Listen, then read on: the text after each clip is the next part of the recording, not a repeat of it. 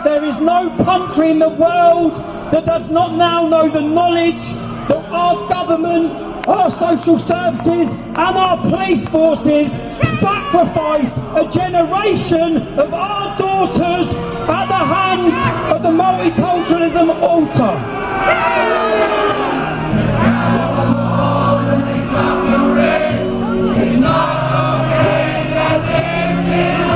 Where is the sign? On the right, outside this court, bullshit. It says, "We will defend the children of the poor and punish the wrongdoer." That's what it says on this court.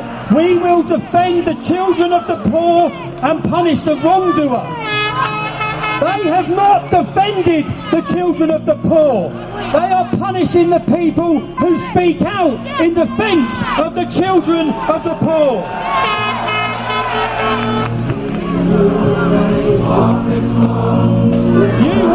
You wish to try and portray that I am hated, whereas in reality, it's you that are hated. You have lied, you have played your part, and all of you who call yourself journalists, you all knew what was happening to those girls in all of those towns and cities, and you've done nothing, you said nothing. I think we should remember why we are here. What was I talking about outside that court that day? There are still young girls now in every single town and city that have been taken from us, taken from their mums as sexual slaves at the hands of Islamic gangs. I want to spend, if the intention of this imprisonment was to prevent the public having knowledge, I want to spend the next 6 months travelling to towns and cities that have been blighted by these problems.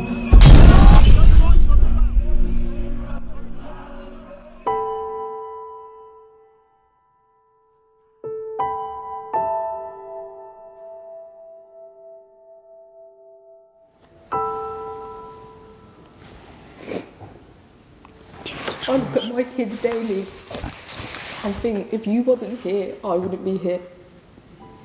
What happened the first time with Bob Barley? I slept with him. How old was you? I was 11, Tom. He had sex with you when you was 11, so he raped you. Oh my God, and were the police involved in that? Yeah, and because the charges were dropped. Who got the police involved? My parents. I stayed to talk to you. Oh babe, I wish I had your number myself. Because I said to my mum yesterday, I was like, Tommy will know the truth. I didn't think I'd be strong enough to sit here now and talk to you. I didn't. Do you mind if I ask why you are sat here talking to me? Because I think, like, I'm sat here talking to you because you should know the truth. It's all right having it third hand or... Do you mind if I ask why you want me to have the truth? Because I think there's so many other girls out there that are being abused by these people.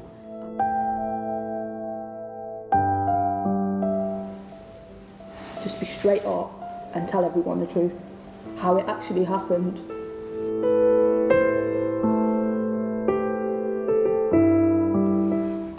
Now I should tell you, an independent inquiry into the sexual exploitation of children in Telford and Wrekin has been going on for well over 2 years. It's been led by the law firm Eversheds Sutherland. The problem is, and I'm quoting from its terms of reference, the aim and purpose of the inquiry is to raise public awareness into child exploitation in Telford during the period of the inquiry, and the inquiry wants to hear from survivors of abuse. But if accusations are made, the accused will be notified of the accusation and given the name of the accuser. That's a legal obligation. The accuser can object to the accused being informed, but then the inquiry cannot use their evidence. We have also been told that many of those who know most about what has gone on in Telford and Wrekin, the police, social services and counsellors, many of them are refusing to help the inquiry at all. The inquiry will do nothing to bring justice for the victims. Now we know the flagship Telford investigation, Chalice, resulted in 11 convictions. 11. That's it. Yet our shoestring investigation has been given over 200 names of alleged perpetrators. We also know the independent inquiry has been given over 300 names. We can shortcut the conclusions of the inquiry for you. The performance of the police, social services, counsellors, it was woeful at best, but more than likely a deliberate attempt to cover up these crimes against little girls for fear of being called racist, or in the interests of community cohesion, or, as we will hear and see, because of corruption. Covering things up doesn't create community cohesion. It does the opposite. Any right-thinking member of the community, of any community, regardless of their culture or their religion, would agree. It also destroys trust in public institutions, the very institutions that taxpayers fund to protect us all, especially the vulnerable. Police, social services, politicians. No one's been fired for this cover-up or corruption, and I suspect no one has even had so much as a verbal or written warning. These people just shuffle off into retirement with their fat pensions. And the abuse is still going on today, right now, in Telford and Wrekin. Watch this. In terms of there's an independent inquiry going on at the moment, which is being hosted by an independent QC and an independent solicitor. Well, will that we be are supplying released to them. the We are public? supplying them with 40 years worth of information. 40 years. 40 years so worth how, of for 40 information. years, children have been failed. So that the inquiry So can have 40 years, children have been failed. full understanding of the situation that Telford Space had is 40 It won't be years. released just like. Yeah, that's right. The police in Telford have passed 40 years of evidence to the independent inquiry. They've known what has been going on in that town for 40 years, as of the council, social services and the government.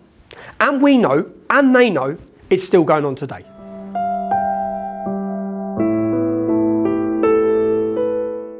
Can we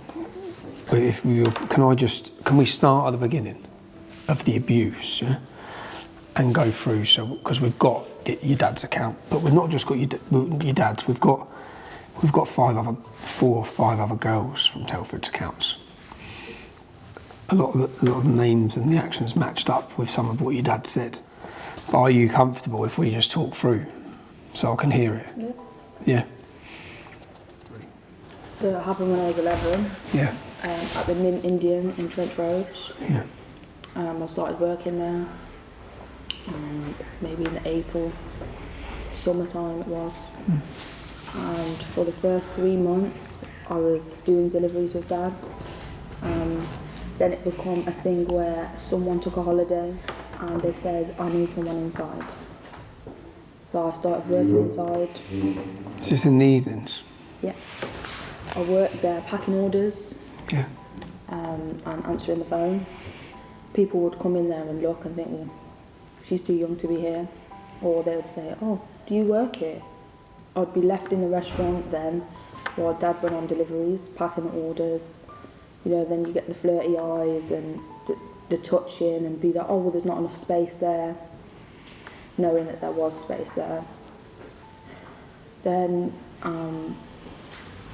my dad started working on the pizza shop next door. He renovated it and a new face appeared, Bob Ali. I started talking to him. Then he started touching me sexually. When you was 11? Yeah, when my dad would go, he would touch me sexually, and you know, I thought, oh, it's normal. I'm a kid, I thought it was normal. And obviously then I started talking to him, meeting up with him on his days off or when my school holidays. One day my mum found out. She caught me texting him on the laptop and it stopped. So your mum found out and it stopped? Yeah. But he'd been raping you? Yeah. And how old was he? He was about 28. Where would he rape you? In his car. You were 11? Yeah. So it started for you when you was just 11? Yeah. And you said the police were involved? Yeah.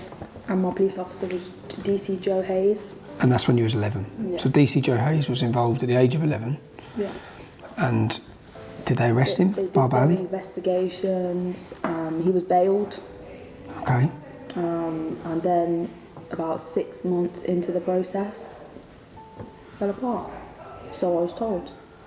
But even if you were to not pursue the case, the police should have prosecute him if they had? Did you give a statement? Were you I did tell a video statement? I did 3 hours of video statement. They had my laptop, they had the phone. All his messages? Yeah. And from that police investigation, so the charges were dropped? Yeah, everything was dropped. When all this was blown back up with Telford, did the police come and speak to you about that case? No.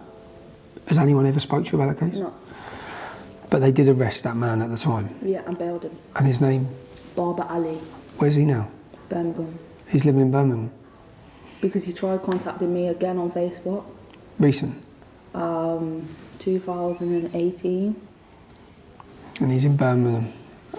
And what was you told when you was 11? He was deported.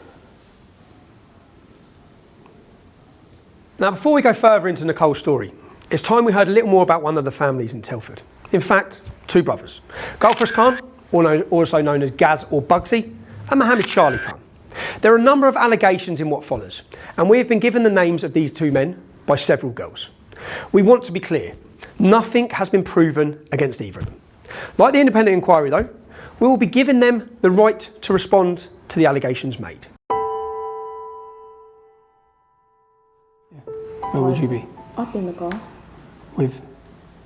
Either Mohammed Charlie Khan, Rizwan, Tariq, Mahmood, or Bugsy. And how old was you? 12. And what would they be doing when you're in the car? They would talk to me about going to meet certain people, not to tell my dad if they told me to go to that person.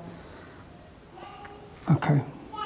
So days off, I'd say to my mum, I feel ill, and she'd be like, oh yeah, you can have the day off. And I'd go out. And going out, I'd drop drugs off, I'd meet certain people, drop money off to people. When you were aged 13, 12 and 13, 4, who would you be doing these errands for? It'd be either Bugsy, Mohammed Charlie Khan, or Agril Khan. This boy's single, or this guy's well, not boy, but this guy's single. You know, maybe you should go meet him. And this was Mohammed Charlie Khan? Yeah. And you was how old? About 12, 13. And it became a vicious circle, because if it wasn't Mohammed Charlie Khan, it was Gulfras Khan. So Mohammed Charlie Khan and Gulfras Khan, did either of them rape you? No. But they were the ones that were telling you who you had to go and meet? Yeah. So he would make me believe that, you know, I had to do something. Yeah. Or I would be physically either beaten. He would When you say tell my parents or my dad. When you say do something, you mean he would make you go and see perpetrators. Okay. Be abused by perpetrators. Okay. So he would be Charlie Khan? Mohammed Charlie Khan. He was also a mental abuser. He would tell me to go and do things to perpetrators. Who are the main people instructing you and telling you who you had to go and have sex with? Mohammed Charlie Khan and Gulfras Khan. Do you know what Mohammed Charlie Khan does? He's a solicitor, isn't he? He's a solicitor. And he lives at... So Mohammed Charlie Khan would tell you regularly the men that you had to go and meet when you were what age? 12, 13. And Gulfras Khan was the same. That description sounds like Mohammed Charlie Khan was your pimp. Yeah. So you were controlled by these men for years? Yeah. They were in control. They would supply the drugs, they would supply the money, all because they're money laundering. So Charlie Khan and Gulfras Khan were involved in the drugs? Drugs, because they supply it. They were supplying the drugs? And their nephews supply it. So if they've got no funds and they've got no drugs, little men will fall. They won't have nothing to abuse anybody.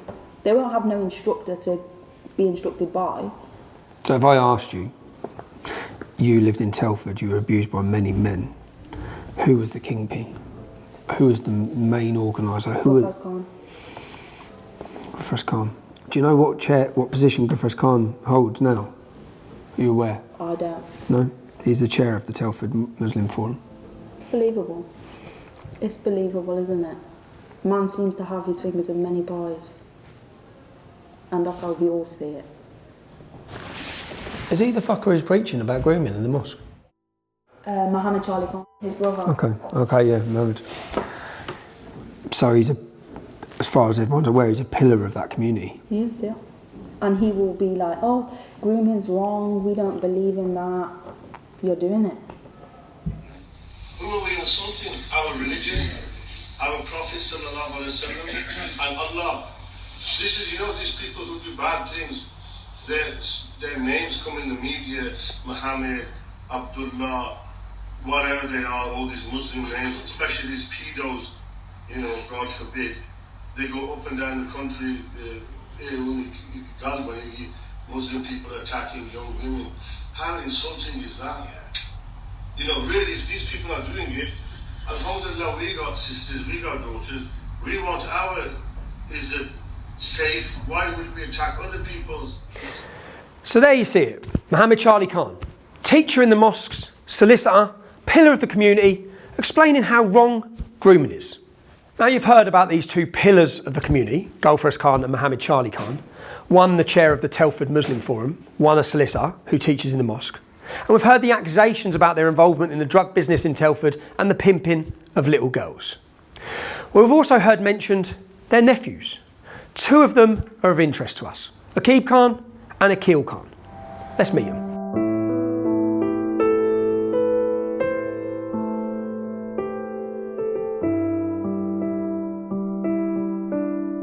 See me in a Rolls Royce, a 6 or 7 star hotel, living my life to the fullest. Don't get jealous of me, cause I worked my ass off to get it. Nobody handed me nothing. Wake your ass up. Awaken the beast inside. It's game on. ਸਾਡੇ ਰੁਤਬੇ ਮੜਕ ਠਰਮੇ ਦਾ ਕੀ ਪਤਾ ਬਾਲਿਆਂ ਤੇ ਜਾਨੂ ਸਾਡੀ ਯਾਰੀ ਔਖੀ ਮਿਲਦੀ ਐ ਜੋ ਸੀ ਮਿਲਿਆ Punjab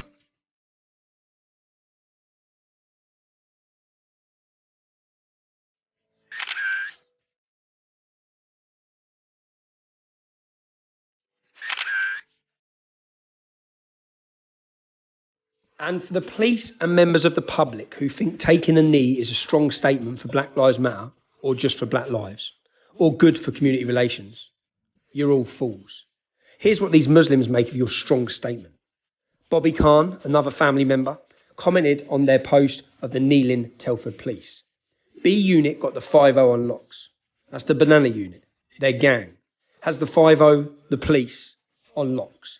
They've got the police in Telford under control. And Bobby Khan says, dogs on their lead. Ha, ha, ha. His spelling isn't very good, but police, he's laughing at you. They are all laughing at you. We wasn't as interested in Aqib Khan, but as it happens, we can see from this article of Legal Futures that the Solicitors Regulation Authority decided, and their professional standards aren't exactly the highest, but they decided, what with Aqib being a convicted stalker, making threatening phone calls to a woman and following her in his vehicle. Okay, was it the posh one that you rented for your TikTok video?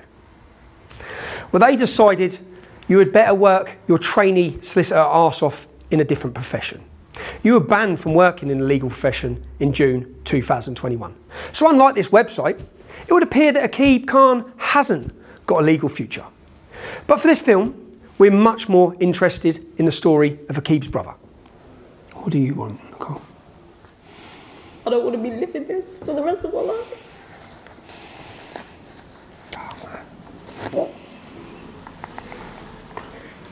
I want to be able to move on and bring my kids along. I've got 2 girls, Tom.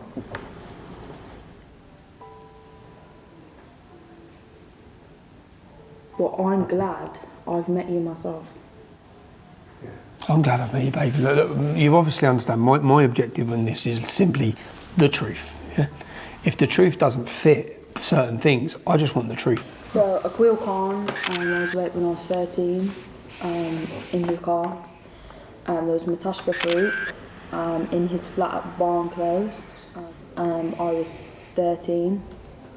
I went there numerous times, but at this time, my dad found me. This is the story we've heard from your dad, and you were 13 then. Nicole was in number 49 in hysterics. Janine went into number 49, and that's where Nicole was crying her eyes out. She got brought down the stairs by Janine down the block of flats. Well, obviously me and my brother, we were still up on the top floor. As I come down that block of flats and come out, I called the police and sat Nicole in the car outside. She was in hysterics. Her uncle John, he come to her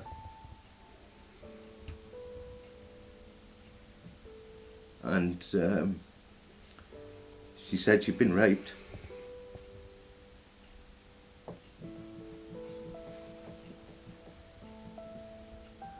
He was that hurt by it, he got out of the car and he couldn't wait for the police to come. He needed to go. And then Mark's brother, Paul, he sat in the car with her. She'd explained to him what had gone on. And then the police asked him to go to the police station. And he said what was said in that statement. It was heartbreaking, and I'll never forget it from that day to this. What they did to her? Yeah.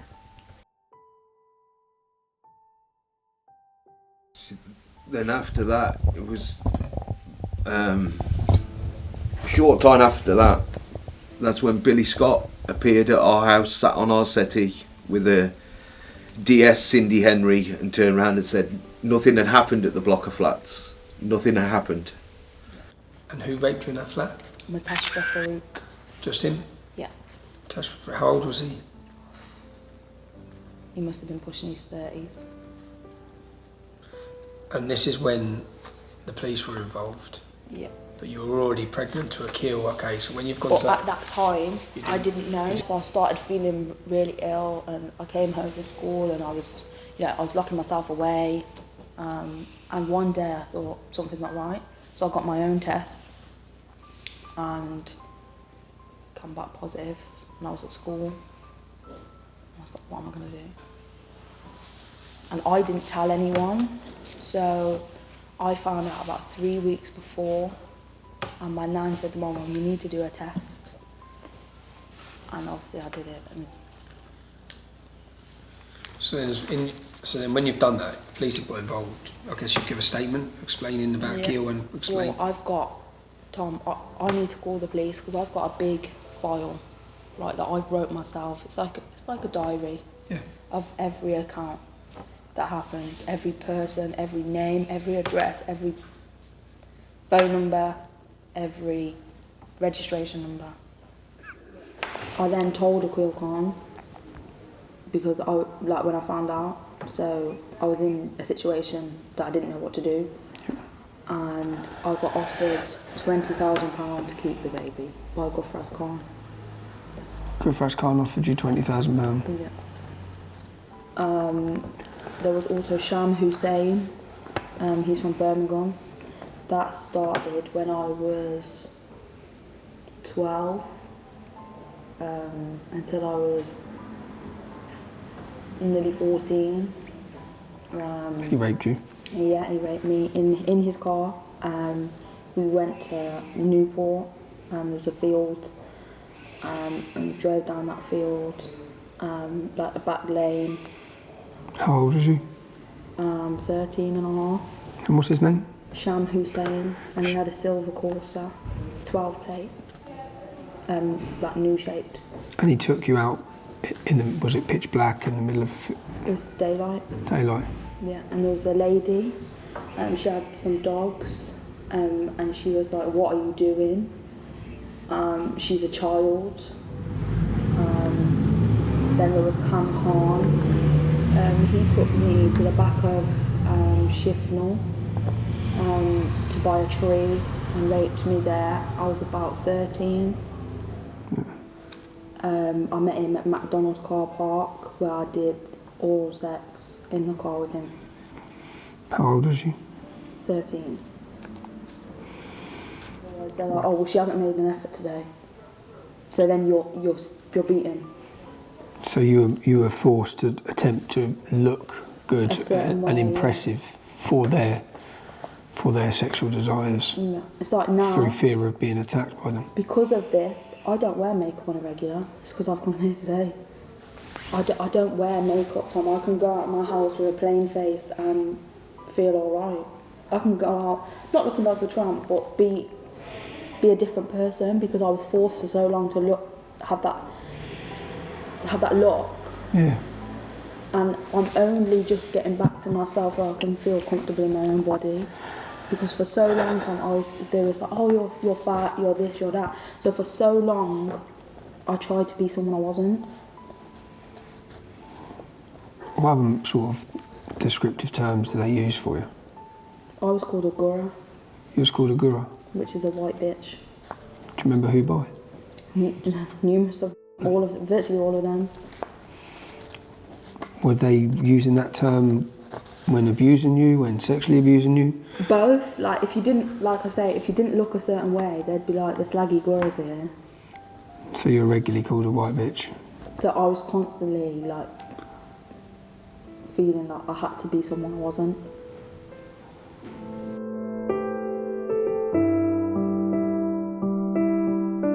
What we've done is we've sat with 4 or 5 girls. We've got names, we've got a wall, the whole size of that wall, yeah, with who they are, their links, their family trees. It's all that you're going to tell you know more than anyone. It's all intertwined. Yeah. The ages you were. I want you to understand the scale of the investigation we've done. We've sat down, along the top here you'll see survivors. They're survivors, not victims. You'll see that from the courage they show during these series. We have survivors, we have their parents. We sit down with them. Sometimes we interview them for 3, 4, 5, sometimes 6 hours, sometimes 2, 3 times. We then take the interviews, we go through, we transcribe it, and we take out the details and the names that they give us that the allegations are against for who's raped them, yeah? And we build a spreadsheet in a database like this. So this is a spreadsheet. And if we go through, I want you to see the scale. We're looking for page 6 on this and we have the name of the perpetrators, we have accessories to the crimes, we have specifically, this box is the specific crimes and the certain detail that we need to know, yeah? And if we go through at the end, when you see it highlighted in red, that is where a victim has named a perpetrator. So the perpetrator's names are down here. And for this, I'm going to page 6 because I want to see Bugsy, our friend Bugsy, Gulfras Khan, the big timer. And Bugsy, if we get here, this is Gulfras Khan, number 12. We have the allegations against him, the serious allegations against him. And then 1, 2, 3. This means he's been named by 3 different survivors as being involved in their prostitution, in their trafficking, and in their rape. Let's carry on going so you can see the scale of this, okay? We've ended up with hundreds of names. We know the police investigation identified over 200 men in Telford alone, yeah? We've done that with only 10 victims, okay? There's 1,000 victims in Telford. Now we'll keep going, look, it keeps going, you get the point, yeah? I just want you to realise the scale of the investigation we've done our homework, we've pieced it together, and that creates what we're going to see now. This isn't all of them, okay? And I've separated these into tribes because they separate themselves into tribes. These gangs, there's different gangs that operate in different parts of the town. We're focusing on this, okay? This is the family tree we're looking at the minute. We have Bugsy, we have Charlie Khan. We have allegations against pretty much every family member, okay? But we're going after the ones with multiple allegations. And when you say you met them, the names you just listed, this is you're 12 years old, you're working in this Indian restaurant. Did you have, was there abuse from each of them? With Quil Khan, as we know. I got pregnant when I was 13, went for an abortion. So Quil Khan. ਸਾਡੇ ਰੁਤਬੇ ਮੜਕ ਠਰਮੇ ਦਾ ਕੀ ਪਤਾ ਬਾਲਿਆਂ ਤੇ ਜਾਨੂੰ ਸਾਡੀ ਯਾਰੀ ਔਖੀ ਮਿਲਦੀ ਐ ਜੋ ਸੀ ਮਿਲਿਆ ਪੰਜਾਬ ਅੰਗਰੇਜ਼ਾਂ ਨੂੰ ਇੱਥੇ ਲੰਡੂ ਫਿਰਨ ਬਥੇਰੇ ਜੋ ਟੋ ਕੇ ਵੇਖਣ ਜੇਬਾਂ ਨੂੰ ਤਾਂ ਹੀ ਮੁੱਢ ਤੋਂ ਆਸਤਰ ਬੰਦਿਆਂ ਨਾ ਸਾਡੀ ਮਿੱਤਰ And was he sexual contact? Was he raping you? Yeah, it was sex, yeah. It was sex. How often? It was just the once. Just the once? Because I knew it wasn't right. Like, something wasn't right. Like, they were getting me to do things, otherwise they would blackmail me. Do you mind me asking what they were? They would blackmail me and say they would kill me. Yeah. They would go and tell my dad, and that was my biggest fear, telling my dad. So Quil Khan, you said he's raped you when you were 13. Yeah. Well, you're impregnated, yeah? Where did that happen? It happened on Donington Boxing Club car park. I've been there. And he took me, do you know where the Esso Field is, by the McDonald's? Yeah. Took me to, like, there's a theatre there, and it happened on that car park. So when you met the police and you've given them all this information, you was willing to be a witness in the case? Yeah. What happened? Well, it's like information was given from my dad, accounts from my mum of what she knew, and all of a sudden it was NFA, and it was like. So you've given the police a catalogue of names, locations, dates of rape, of abuse, and what did they? And so from your point of view, at that point, how old were you in 2013?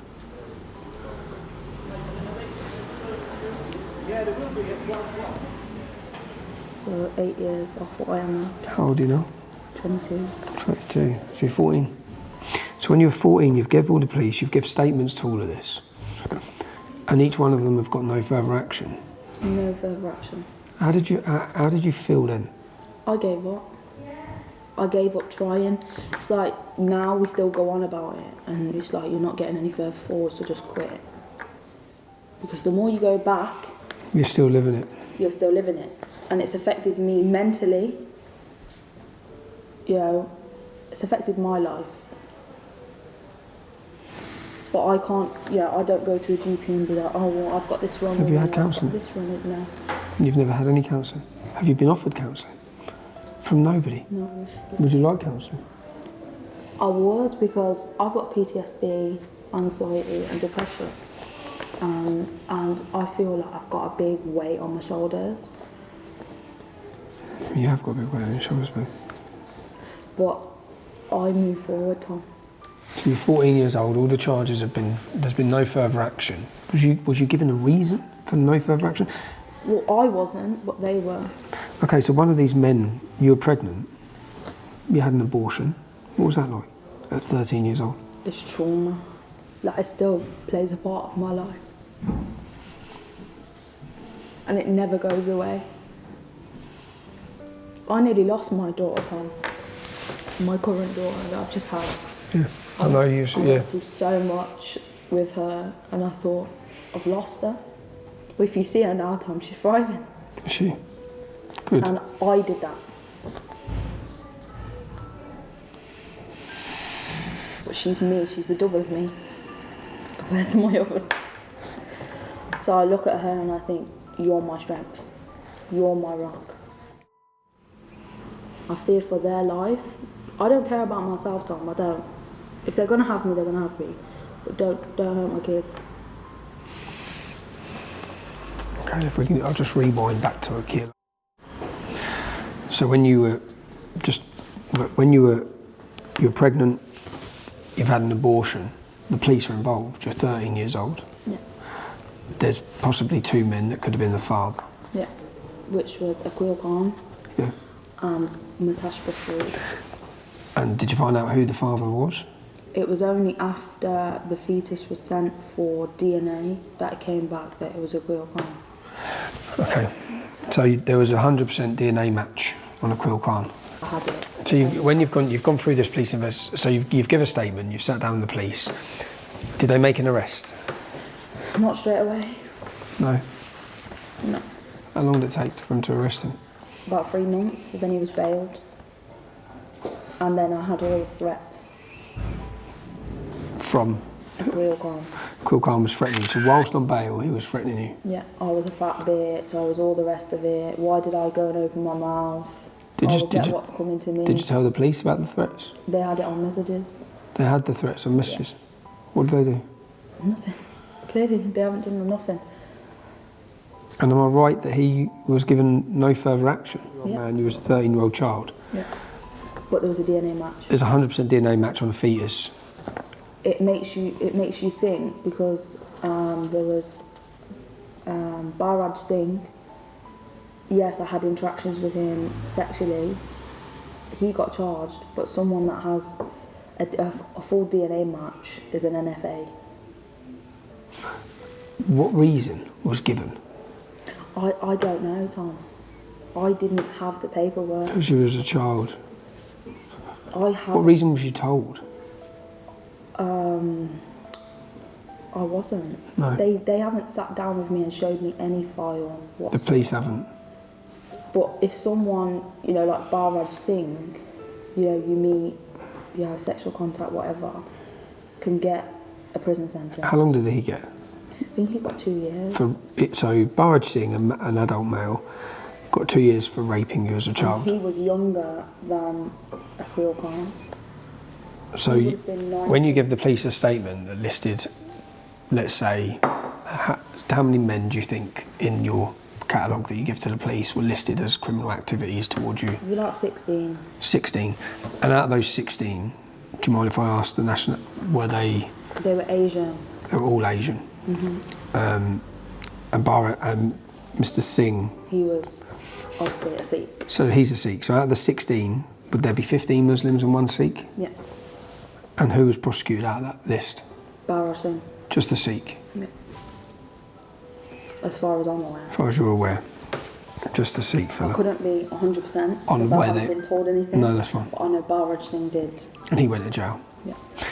And as far as you know, none of the others faced prosecution? No. A 13-year-old girl was raped by an adult male. The police have a DNA match from the aborted fetus to show that Akhil Khan is the rapist. And the police decide no further action in NFA. We'll move on to the police shortly. Let's just understand how these men terrify young girls. There are 5 dead females at the hands of these gangs in Telford alone. 19 years ago, Tasnim Lowe's home was destroyed in a fire. Police in Shropshire have begun a murder inquiry after a suspected arson attack in which a mother and her 2 teenage daughters were killed. I was found wrapped in a blanket under an apple tree. I got a bit of fire on my face. In that fire, Tasnim lost her grandmother, her aunt, her mum, and then her dad, when he was convicted of their triple murder. The children are constantly threatened you will end up like Lucy Lowe.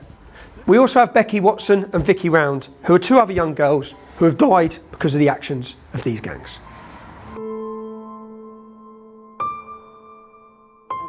Also, Gufraz Khan didn't physically abuse me, but he was mentally abusing me. Like if I said I wouldn't do something.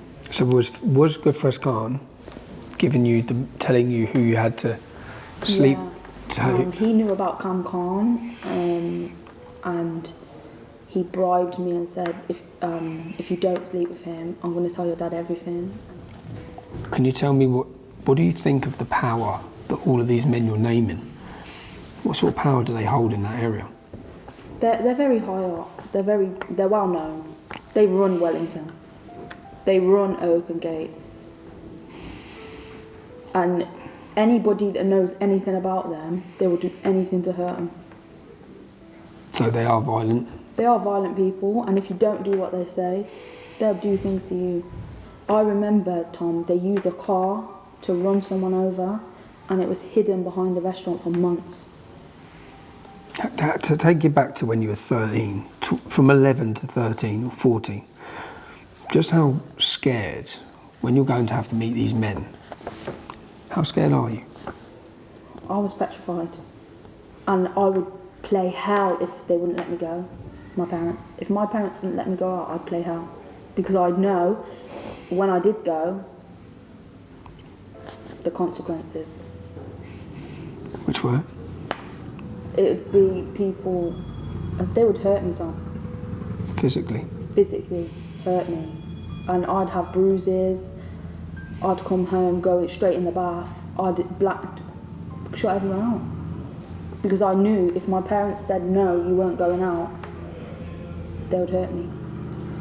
So I would kick off a big fuss to go. How would they treat you when they... Well, was this a matter of old men having sex with a young child? It was more like...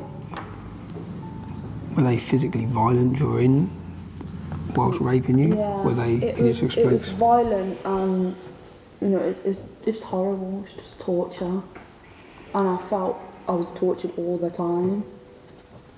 It wasn't the fact that, you know, they fill your head with nonsense. Oh, she's pretty, she's blah. You know, oh, she hasn't made an effort today. You know, you had to look a certain way all the time. So if I didn't have, like, my makeup or whatever, I'd kick off. So we've heard how the police took no further action against Barbara Ali for raping Nicole when she was 11. We've heard how the police took no further action against Akil Khan when they had DNA proof that he had raped Nicole when she was just 13. What is going on? I'll tell you my motive with this, just to be straight, is if these men are not going to get prosecuted, I've heard from you, I've heard from lots of girls, I want the whole country to know who they are. I want them to know where their businesses are. And I also want to shine a light on the fact of the police failure and why was there a police failure.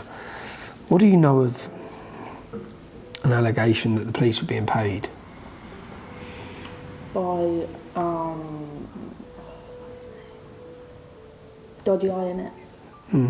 Can you explain? Can you tell me what you know? I remember the envelope. You remember? And it was a very big envelope, and it was for Gofraz Khan.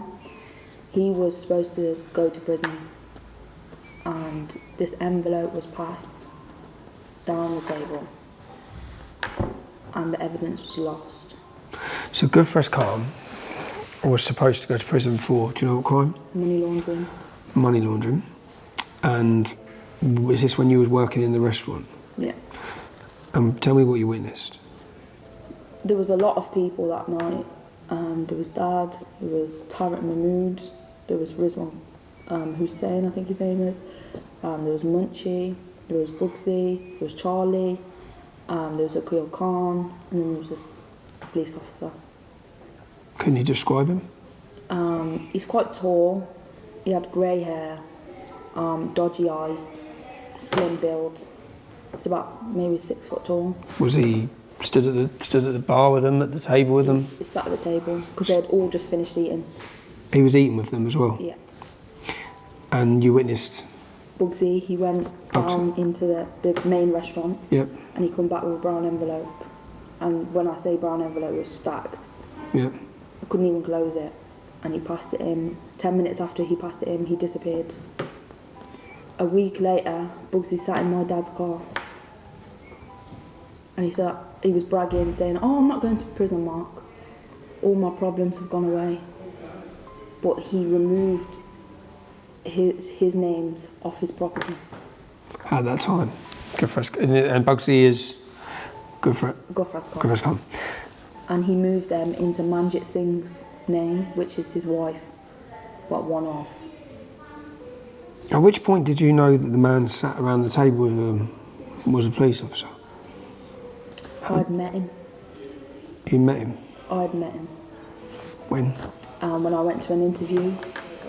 So you went to give an interview about men who had been raping you, and that's when you met the man with the dodgy eye, the same man you'd seen previously receiving money. Do you know that man's name?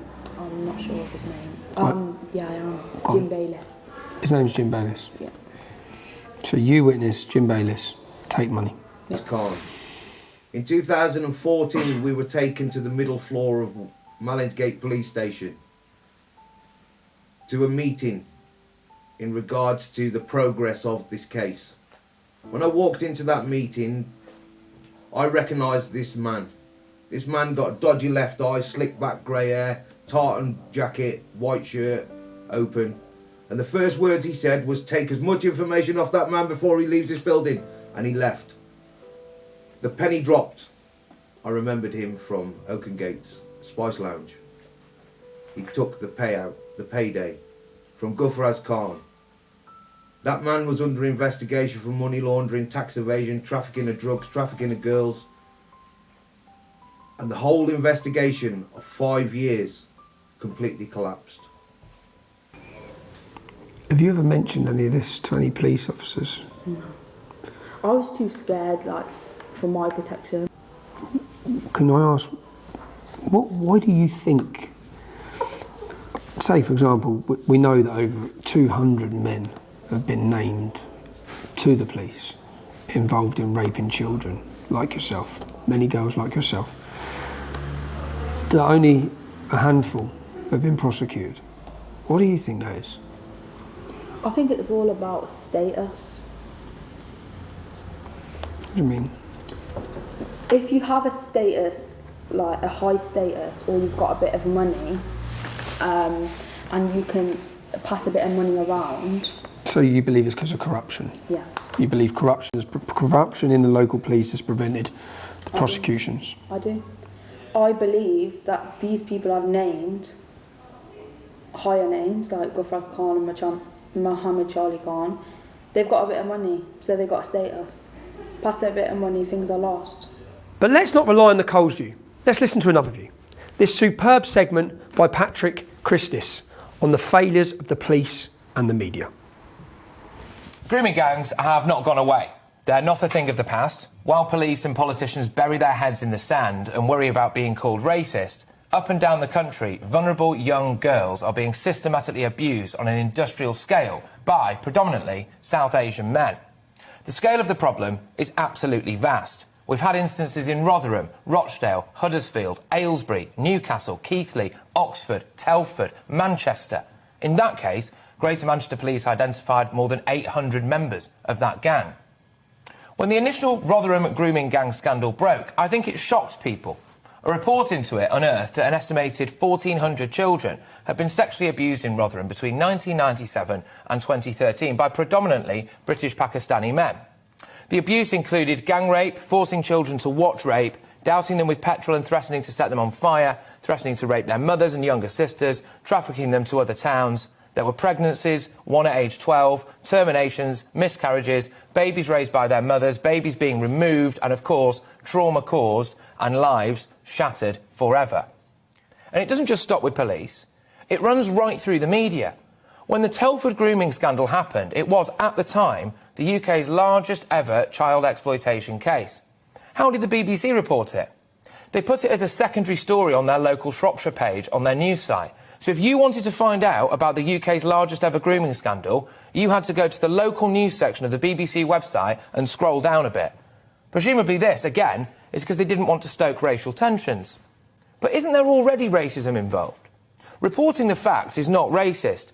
Predominantly South Asian grooming gangs systematically targeting young, vulnerable white girls because there is a sense, in my opinion anyway, that they're lesser than other people or that they don't matter as much. I'd argue there's an element of racism involved in that, isn't there? Our reporter Kevin Larkin revealed live on GB News yesterday that in Rotherham there are apparently multiple cases of child sexual exploitation taking place, and it appears, although police and the local council vehemently deny this, that the investigation into this is half-baked to say the least. There is an allegation that police have been told about a property where CSE takes place after 10 p.m, and apparently they sent a police officer around at 6 p.m. and concluded that nothing bad was going on. Instead of treating the tens of thousands of vulnerable child victims as an inconvenience, why don't police treat them for what they really are? Human beings who are being broken. Doing nothing for the victims for fear of being called racist is racist. Racist against the vulnerable white girls being targeted by these Pakistani Muslim men. Doing nothing for the victims for the sake of community cohesion. Well, it does the opposite. It destroys trust in public institutions and it fuels rage in all those who can see the truth. GB News sees the racism, the incompetence. It hasn't yet seen the police corruption. One last thing, one more thing. I have to be 100% sure that the Jim Bayliss we've identified and we've found is the one that Nicole has made allegations against. So we need to go catch up with Nicole one more time so she can identify him. Good. I've just got one more. I think this was important. I'm 100% sure about everything. In our interview, you named a senior police officer. But I need to know that we're 100%, yeah? I want to ask if you can look at these pictures, yeah? Take your time, don't rush it, and tell me if you recognise any of these men as being the man that you saw at that table. Take your time.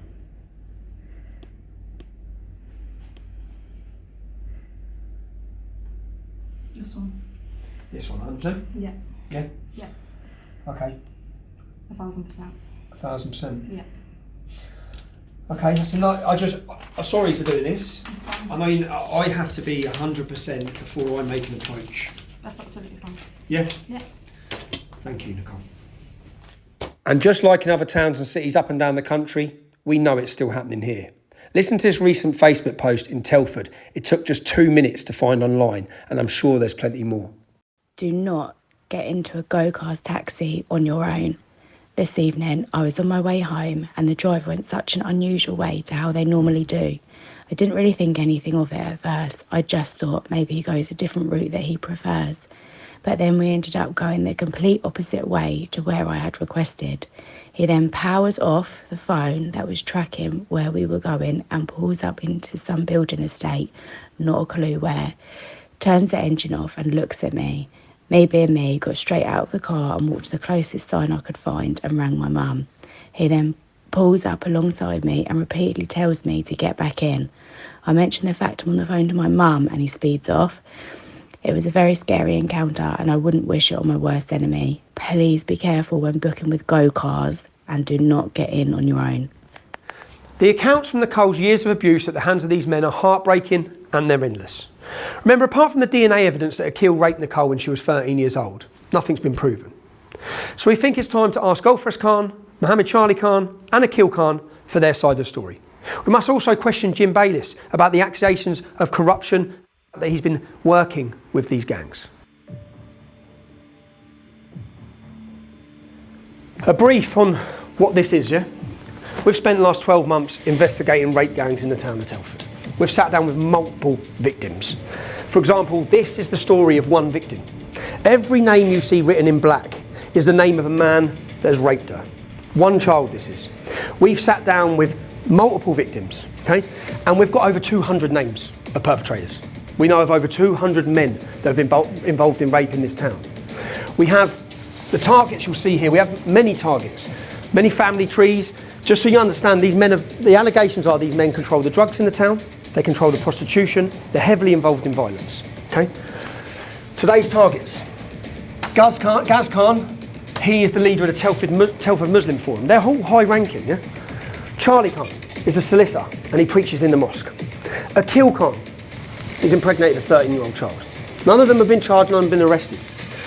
We understand why when we got into this investigation, because we have allegations that a former senior police officer in Telford has been spotted with these gang members, has been taking money off them. I need to know every single detail about all of these men. I need to know where they live. We need positive IDs on them. We need to make sure that we know it's the right house. I want to see where they are. I want trackers on their cars. I want you to follow them. I want you to get up close to them. Every single one of their moves, yeah? We're starting on these, but we've got dozens of targets. We started off, we were going to do a film just on Telford, but we want to tell each individual victim's story now, because there's so many targets to highlight. So if we can, we'll start there. We'll just start, get out, we'll meet again. I just need to know every single thing about them, because the purpose of this is for me to give these men a right to reply.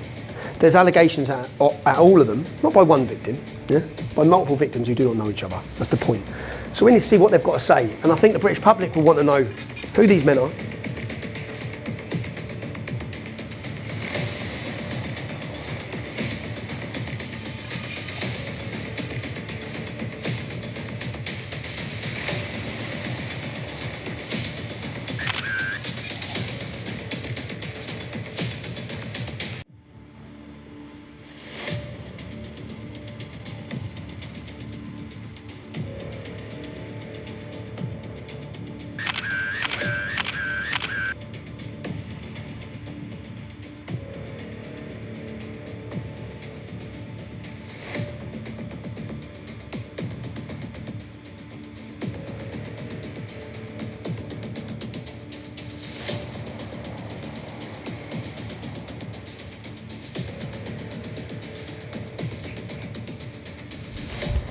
Excuse me, is there a shortcut to the hotel this way? Good day, buddy. Yeah. Give her that number at 7 o'clock to contact me. We're live. This is Akil, he's come out of his house. This is the vehicle of one of our surveillance teams. Now, the reason why this is so important, because they can get up close. They have zooming cameras at the front, zooming cameras at the back. We can position ourselves near any of their houses. We can identify specifically that it's them. This is important because I need to make sure I'm approaching the right people with these serious allegations. This is where the film gets interesting. I cannot publish these allegations against these men without giving them their right to reply. So we're going to go find them. We're going to see what each one of them have got to say about the allegations being made against them. Let's go. Stand by. X-ray +1 are out. Moving to their car. They've entered their car and they're pulling off. Orange 1, over to you. They wouldn't have been there that long. That's in there. Oh, that one there? That's in there. Yeah, just seen him go past. Outside of the tree, yeah. Okay. Don't sit too blatantly then. Got him. Left.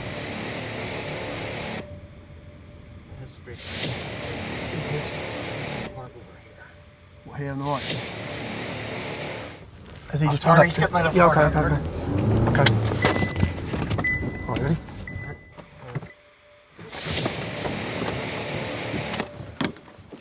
Bugsy, how you doing, mate? My name's Tommy Robinson. I've got to ask you some questions about my documentary, The Rape of Britain. We have serious allegations from children who say that you were involved in the rape and prostitution of them, that you were a kingpin having them trafficked in. Well, can we talk? I've got some questions. We have accusations that you trafficked young children. You trafficked young children. You were the kingpin. You chose who they were raped by. You prostituted them. What is your relationship with Inspector Jim Bayliss? Bugsy, what is your relationship with Inspector Jim Bayliss? This man, what we need to know is that these children, these are allegations against this man, and the allegations have come in from children who have fled the country.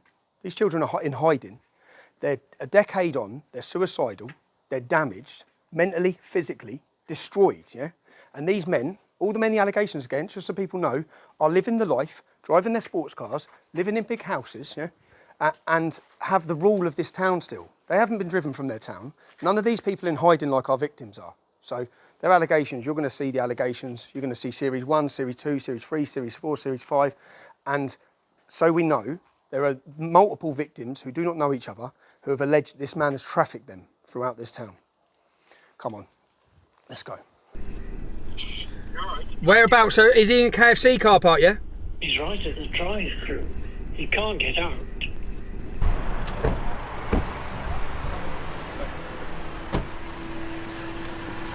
Mohammed, can I ask you some questions? How you doing? I'm doing a film about the rape of a generation of our daughters in Telford.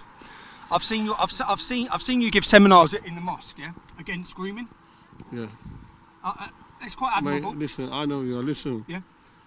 I'm against anybody breaking the law. The police are there to get the evidence and bring people to justice. I've got nothing to say. I'm a British citizen. I'm born here. I know you have your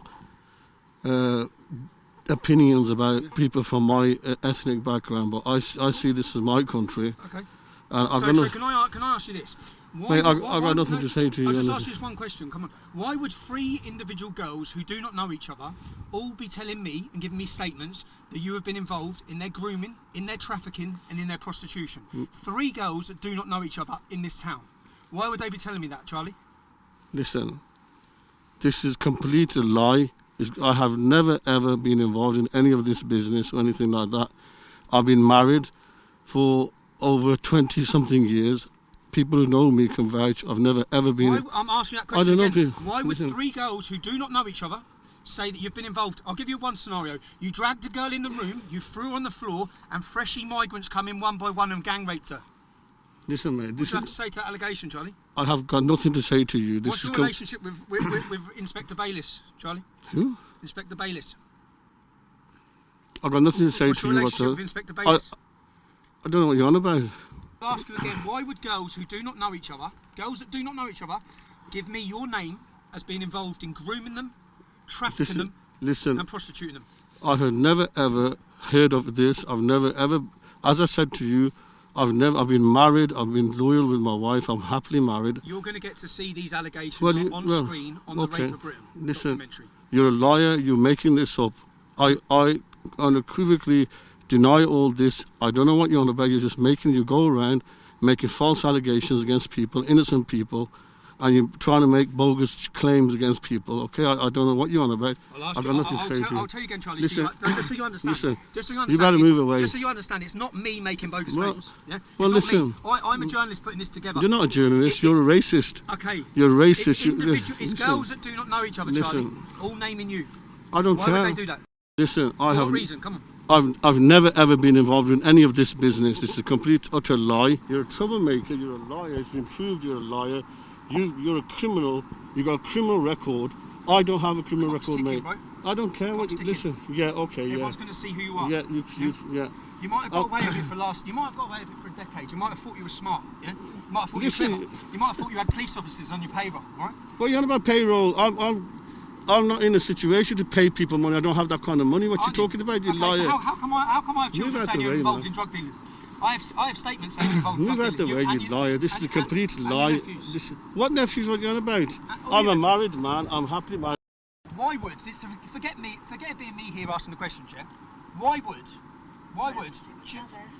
girls who do not know each other... I've just been blocked. Can you move out the way? Mate, I'm just here to ask you questions, bro. I'm just here to ask you questions. I'm just asking You're trying to kidnap me or something? I'm not trying to kidnap you, I'm just asking You've got no questions. right to do this, okay? I do have a right to ask you questions. You're in a public space. From Mr. Bayless. I have two witnesses who saw you at Spice Lounge restaurant taking envelopes of money off of Gulfrest Khan and Mohammed Charlie Khan. What do you have to say to those allegations? Mr. Bayless, this is your right to reply. Over 200 men's names were identified by your police investigation, but only 11 were charged. Why is that? Did you have anything to do with the cases collapsing? Mr. Bayless, this is your opportunity to answer the questions. You have nothing to say. Do you think men should have been prosecuted for the rape of children in Telford? Did you play your part in making sure they didn't? Mr. Bayless. Inspector Bayless, this is your opportunity to answer questions. Why did you leave the police force? I have eyewitnesses who saw you taking envelopes of money off of Pakistani gangsters in the Spice Lounge restaurant in Oakengates. What do you have to say to those allegations? What are you hiding from, Mr. Bayless? You've took your name off the electoral roll. You've gone invisible since 2019. Why did you leave the police force before your pension? You're not going to answer anything. Is this your version of a no-comment interview, Mr. Bayless? Seriously, this is your opportunity to answer. I have witnesses who place you sitting round a table with Mohammed Charlie Khan, Gulfrest Khan, all known Pakistani gangsters from Telford. You're sat at a table with them receiving envelopes. What were in those envelopes? Have you took money to collapse cases? Is that why you left the police force 2 years ago, and is that why you're now in hiding? What is your relationship with Gulfrest Khan? What was your relationship? What's your relationship with Mohammed Charlie Khan? Are they your friends? Did they use you to escape justice in Telford?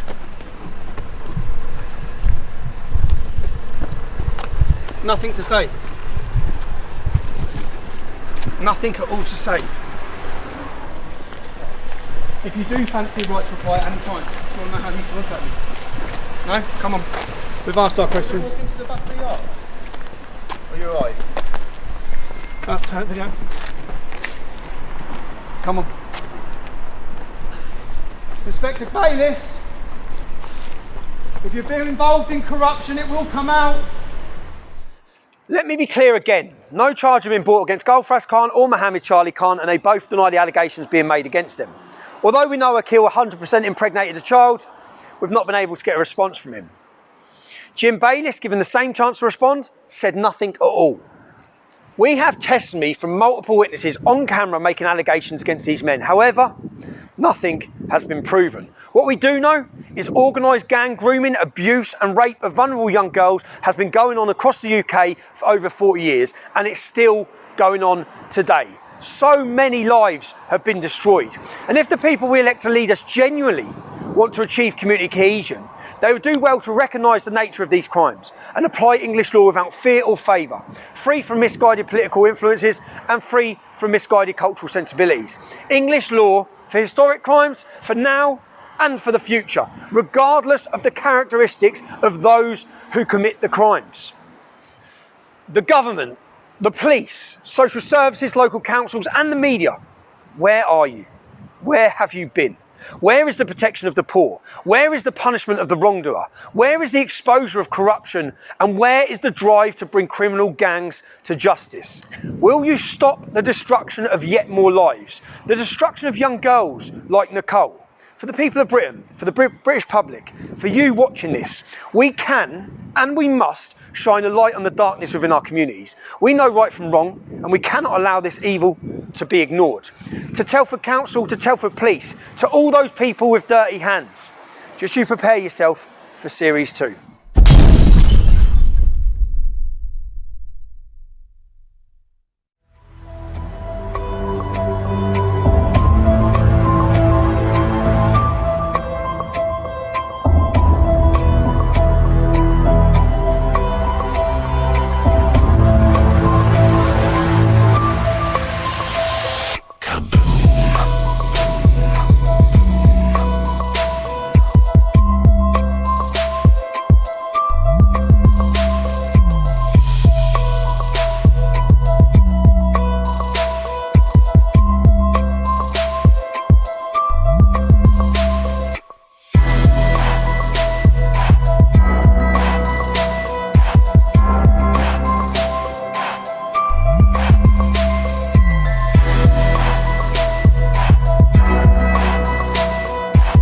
Yeah, as we pulled up, they've jumped in front of us, jumped out, bricks, bats, the lot.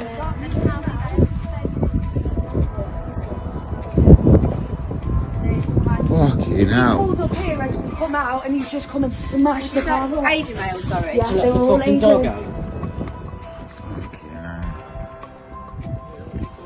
She must have been absolutely terrified.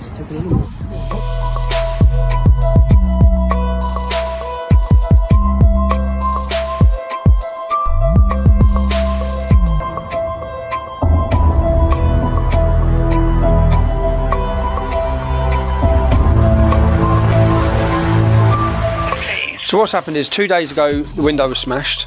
Today the window's been smashed again.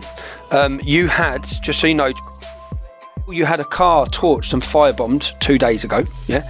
Now all of these attacks are being committed by grooming gangs who are targeting the victims' families. Yeah, that's what this is. Now your police officers have come to this house. They've left the family here after their house has been smashed up twice, and they've drove off. In the town we're in, you've had 3 people burned to fucking death by grooming gangs, and the police have actually done nothing for both these visits. They've done nothing to relocate the family. They've done nothing to secure the family. There's no fireproof letterbox been put on the house. It's like they're just sitting ducks being left here. And I find out, and so they are in danger even now in the house. And all anyone wants is for this family to be protected and served, which is the police's job, and not left to be targeted by these gangs. They haven't even took a statement. They've given a crime reference number and left. The mum's been beat up. This lady's been beat up previously. They've set fire to the house previously. I'm just absolutely gobsmacked. I know it's not you. I'm gobsmacked. No, it's not me. So I personally can't change this. No, I've obviously listened to everything you've said. I've typed up on the log what you've said, yep. And I will ask them to review it. But I cannot change what they have done. So whilst we're sat here, can you contact them and let us know if the police are coming back here to relocate this family into safety? I said I will update the log. What does that mean? What you keep saying that? What does that mean? You're going to write a few words on the computer? The log. Yeah, and then what?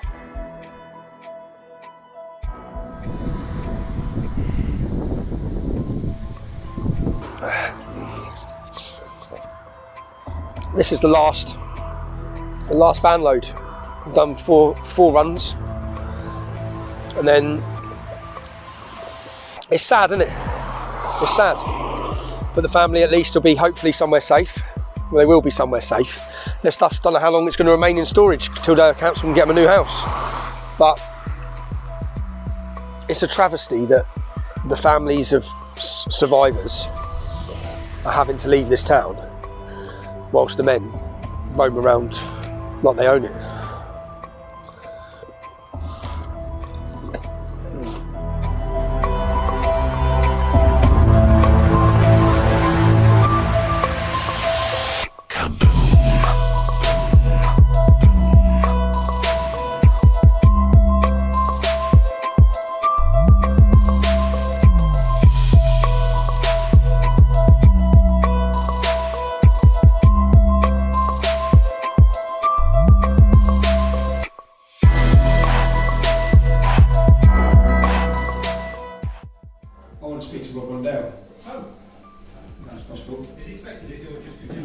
No, I just got, I just wanted to say today I've got lots of information I'd like to give him about grooming gangs. No, not about this, sorry, yeah. No, so I've got, I wasn't meant to be up here, I was going to come up Monday, but I've just got lots of information that I want to hand to him. There's been a lot of stuff talking about envelopes being passed over in restaurants. Rob Rondell doesn't want to meet with Tommy. Rondell, please. Tommy's not going to meet Rob Rondell. Rondell, please. Tommy's not going to meet Rob Rondell.